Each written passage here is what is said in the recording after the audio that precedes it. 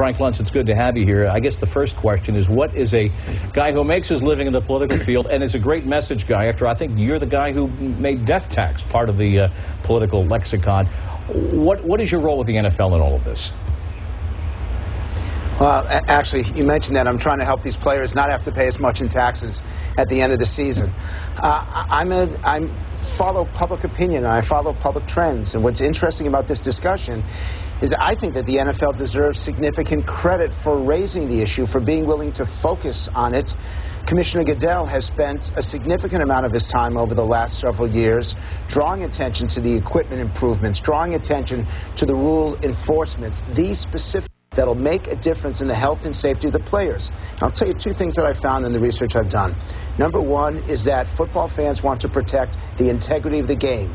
And number two, they want to ensure that people like Walter Moon have the longest possible careers because they really love these players and they want to see them play on the field for a longer time and then have a good life afterward. And so this whole conversation we're having is a very positive one for the long-term impact of the NFL. But Frank, as a man who helps to shape messages and works with image and also does the research, potentially how big an issue is this in public perception and a problem for the NFL?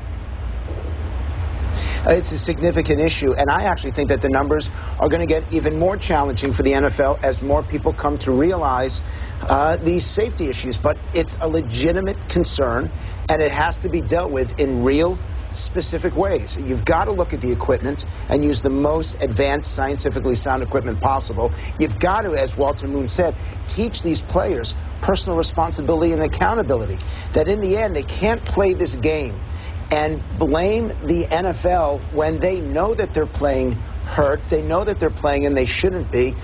Well, look, we all have a role to play in addressing this issue, and it has to be done now so that these players don't play on average for 3.9 years, that they can have longer and more fruitful careers, and fans can enjoy their favorite players on the field for a longer period. Frank, what else can the league do in getting its message to frame it in its best possible light, to get that out there as the season's about to start? What would your advice be to them? My advice would be to bring in the best scientists and medical professionals and let them examine the evidence and present that evidence to as many players as is willing to listen. Second, I would go to those professions. An example might be the military, to learn from the challenges that they have faced with head injuries and learn from what they're going through and apply that to the players.